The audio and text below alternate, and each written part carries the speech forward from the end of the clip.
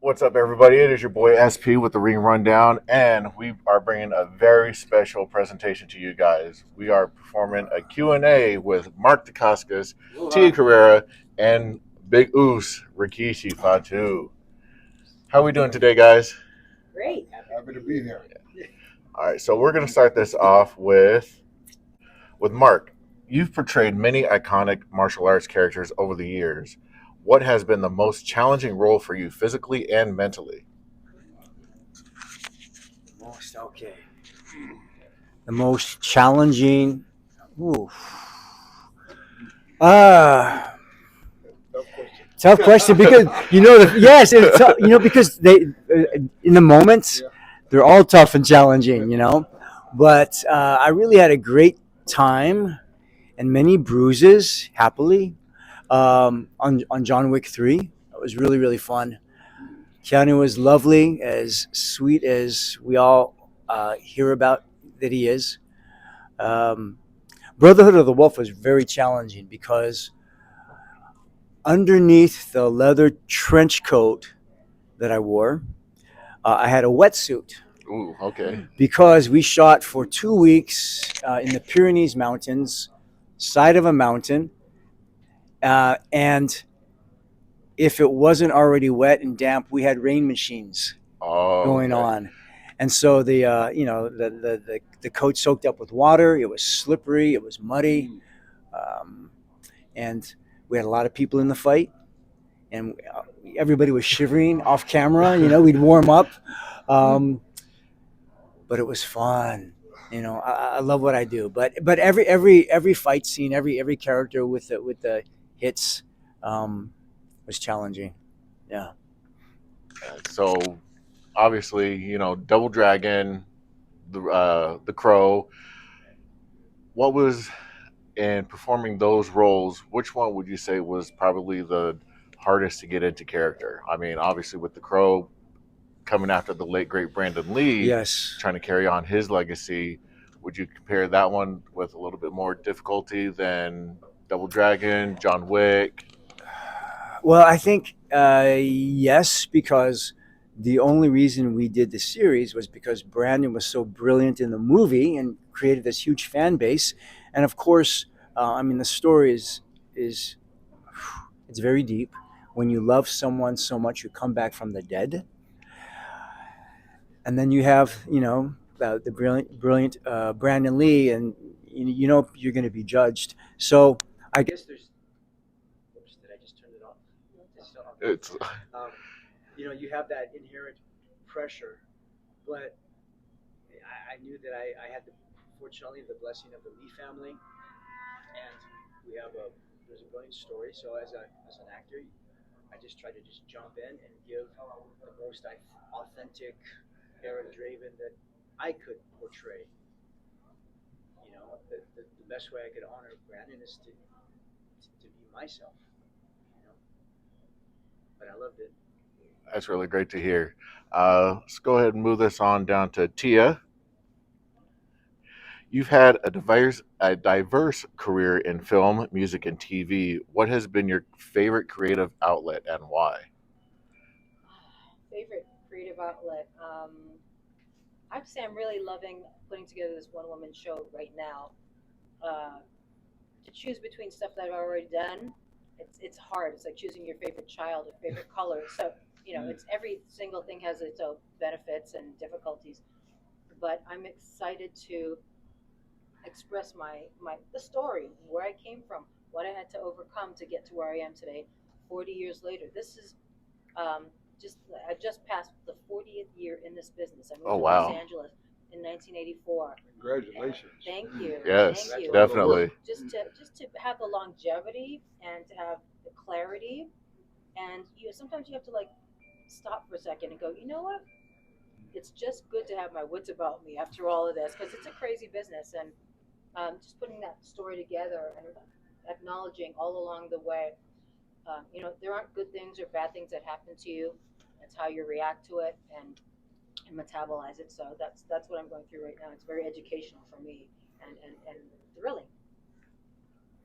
That's really, really great to hear. Are you hoping that the fan reaction you get back will be completely positive, or Oh yeah, yeah. Well, I've um, been singing a lot more. okay, So I've been playing at this place called Vibrato, which is Herb Alpert's jazz club in Bel Air, and I'm singing again February 16th. So this is gonna be the first time I put up this show with all the banter in between, all the stories in between, moving LA and all the difficulties I've had to encounter. So we'll see how it goes. that's really great to hear. Now, going on the you performing as well too, do you get people to ask you sing as Cassandra with Crucial Taunt from Wayne's World as well? Do you ever perform any of those songs? Yeah, I just did a live read of Wayne's World, and I was a surprise guest. I came out and just because they said, "Oh, here from there to Tia Guerrero," and everybody stood up and lost their minds because it was not publicized, and so I sang Ballroom Blitz. That song Nice. strips your gears. So I don't sing it often. I sing it like once every 10 years because you lose your voice doing that song. Yeah, I could imagine that's very, very difficult on your vocal Mhm. cords. And did you have to do it that? Did you have to do multiple takes when filming Wayne's World for that song? Well, you do the pre-tape, so like it was in the studio. Then I Okay, had to sing it again and again. But once I was on set, it was just singing to playback. okay. Mhm. All right. Rikishi, Hey. The Yeah. littlest microphone in the world. Yeah. your unique character and moves left a lasting impression in wrestling. What inspired the creation of the Stink Face? Well, as showbiz, anything can happen. I still owe money to this lady.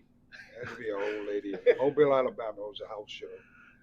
And it was just one of those moves that I kind of stumbled across. I was the baddest man in professional wrestling to wear a thong. And to be able to come out there and having this match, and I can hear as soon as I clotheslined this one guy I was wrestling, I can hear in the front row. There's like 15,000 people, but you can hear this voice say, Rikishi, turn around and stick your butt in his face. I'm like, did I just hear that? And yeah, so this is where that slow turnaround because I'm actually looking in the front row to see who's singing To this, find out right? who it was? It had to been an old lady. It was just the voice of that, And this is 25 years ago. And back in the day, we would shoot Monday Night Raw live every Monday. So this happened on a house show on a Sunday. Okay.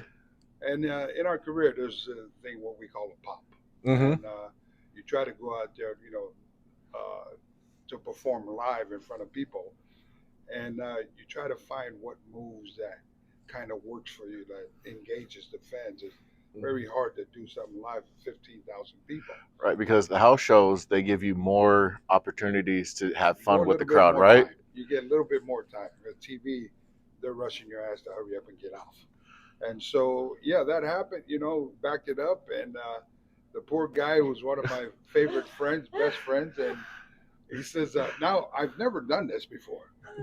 But you back up and, us Islanders, that was shake what your mama gave you, right? And so I backed up and now I'm looking at my friend. I'm like, what are we doing? I'm sorry, bro. Right? I'm sorry. I'm like He this. didn't know what was coming, right? You only had the idea. Nobody knows. I didn't know.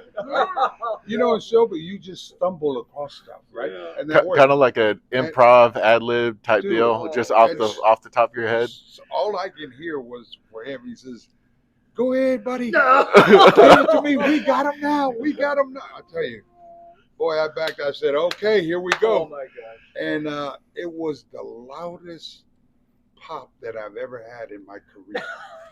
And before I even got to Monday Night Raw the next day, the word got back to Vince McMahon that hey, we need to have Kishi do this move on TV. It was the loudest blah blah. Oh my And gosh.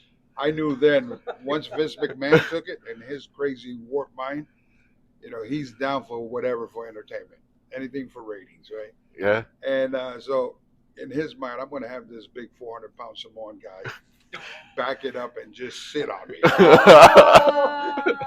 And there it was. It was the easiest move in my career. And listen, all these years, I've been looking for what works for me, and all this time it's been behind me. It's been Literally behind you. So it's been a blessing. Yeah, it's been a blessing. Who Yeah. was your favorite person to give the stink face to? Well, always family members. When you're working against, your family members, The Rock, Yokozuna, it's fun because, when you're raised up together, right, and we're out there performing, it's like, it's night off. And, it's one of those things, hey, you remember what you did to me last week?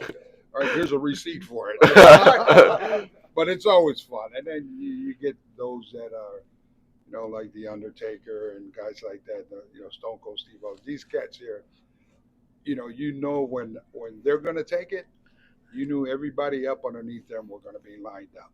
And it's been the easiest part of my career. That's really great to hear. Now, you were also, I guess you could say, immortalized with the fact that Rhea Ripley also performed a sting face on Shayna Baszler. Oh, I don't know if you had actually seen that or. oh yeah, I had everybody tag me on it. I had at the time I had no idea who was Rhea Ripley, and she comes in actually in a generation where my kids are there now. And I was, hey, I guess all the divas out there are just, pretty much keeping the stink face alive. Maybe they should change the name now because it's been 25 or 30 years ago. But yeah, Rhea's thick. You know what I mean? And it seems like all those that are thick are the ones that's backing it up out there. So, you're gonna find out it's one of the easiest moves in professional wrestling, and longevity definitely comes from that, right? Because after a while, that 3/4 plywood and those steel posts, you can only body slam so much. Well, you guys know when you're doing your stunts, it takes a toll on your body. In professional wrestling, we go 200 plus days out the year, so we don't have time off. So you got to learn how to perfect your craft, and that's what I'm doing today in Los Angeles. I run an academy in Los Angeles, and we're part of developmental for WWE ID. So we pretty much train the kids the ins and outs of the business, and have them be aware of what's to come if they decide to move forward. That's really awesome to hear. Yeah, Each one great teach to one. great to see what we got looking forward to in the future coming Thank you. out of your school. Let's pass it back to Tia. Okay. Or Oh, okay, sorry about that, guys. Oh, he's Definitely he's getting comfortable. Yeah, I could have gone easily another longer, All right. but again, You thank guys you have a guys photo so together much. before we leave? If we can, Yeah, real come on. quick.